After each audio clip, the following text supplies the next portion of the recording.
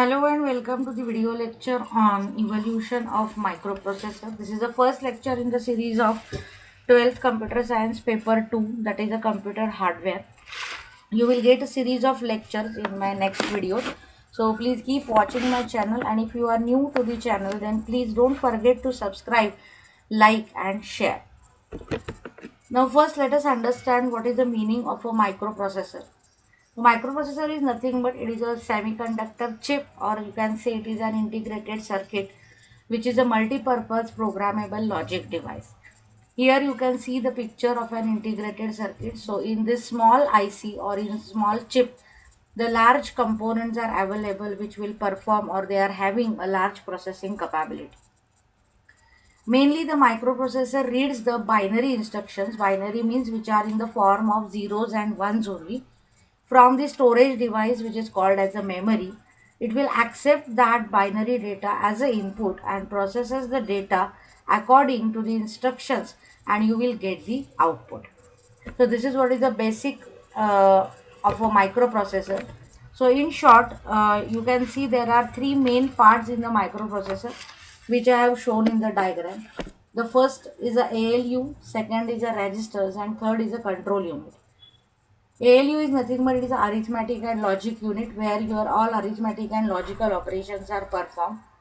Registers are for storage purpose. That means whenever you want to store some intermediate results or the data, you are going to store in the registers, and there is a control unit. Now the function of each and every block is very important, and we are going to see all the functions of the microprocessor parts in detail in my next video. Now let us understand the evolution of microprocessor, which is an important question from the 12th CS exam point. So there are total 5 generations. So I am going to focus on all these things, 5 generation in evolution of microprocessor. Now let us start with the first generation. So the Intel 4004 was the first microprocessor. It is actually a 4-bit PMOS microprocessor which is introduced in 1971. The meaning of 4-bit is it is going to process a 4-bit of data simultaneously. Now PMOS is nothing but it is a type of a semiconductor device. There are two types, NMOS and PMOS. So here the technology is nothing but a PMOS technology is used. The application of this first generation processor is used in the calculators. So the next processor is developed in 1972 by Intel again, now which is a 8-bit microprocessor named Intel 8008. So the first processor is a 4-bit, now the next processor is a 8-bit. That means the processing capacity is increased from 4-bit to 8-bit. That means now in this case it is going to process the 8-bit of data simultaneously. Then it was followed by the next version, that is Intel's 8080 in 1973 and Motorola 6800. So this is what is the first generation. So whenever you want to give the example, you can give any one of the example from the above, like Intel's 4004 or 8008 or Motorola's 6800. Then come to the second generation. So in 1974, again the Intel launched 8080 and the Xerox Z80 and Motorola SEM6800 were introduced, which are all 8-bit microprocessors. Now in the second generation, the development of microprocessor has been in the direction or to the complete microprocessor system, that is microcontroller. Now basically in the first version, if you can see, there is only the microprocessor as a standalone processor.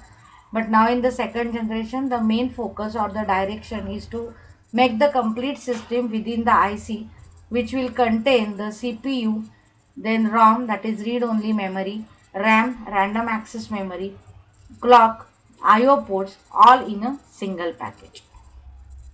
In 1976, the Intel introduced the 8-bit microprocessor, which is 8085, which we are going to discuss in detail in your course. In 1977, the 12-bit microprocessor Intersil's IM6100 and Toshiba's T8190 were developed. So in the example of the second generation, you can write about any two example like Intel's 8085 and Zilog's Z8. In the third generation, now the advancement is from 8-bit to 16-bit microprocessor. So again developed by the Intel, which is 8086 in 1978. It was followed by the Zilog Z8000 in 1979 and Motorola 68000 in 1980. Now in this generation, the one more advancement is the memory space or memory size is increased from the last version now, which was 64 KB. Another feature is the arithmetic execution is also improved, that is a full arithmetic execution, and the efficient higher level language addressing is provided in the third generation. So again in the example, whenever you want to mention, you can give the example of Intel's 8086, which is a 16-bit, and Zilog Z8000, which is again a 16-bit. Then next comes the fourth generation. So again in fourth generation, the Intel introduced first 32-bit microprocessor, which is 80386 in 1981. Now again the physical memory size was increased from the last 64 KB to 4 gigabyte or 4 GB. The Hewlett Packard also introduced their 32-bit microprocessor, that is HP32, in the fourth generation. Also in 1987, the Motorola developed 68020, which is again a 32-bit. So if you can see, starting from the 4th bit, now in the 4th generation, the development is towards the generation of a 32-bit microprocessor where 32 bits can be processed simultaneously. Again in the example, you can give the example of Intel's 80386 and Intel's 80486. And the 5th generation is mainly focused on increasing the speed of the microprocessor. So now Intel has introduced the operating system like Unix and Linux, and the processor in this generation is called as a Pentium. Now this processor is a 64-bit microprocessor. So in this you can give the example of Intel's 80586 or Intel's Pentium 4.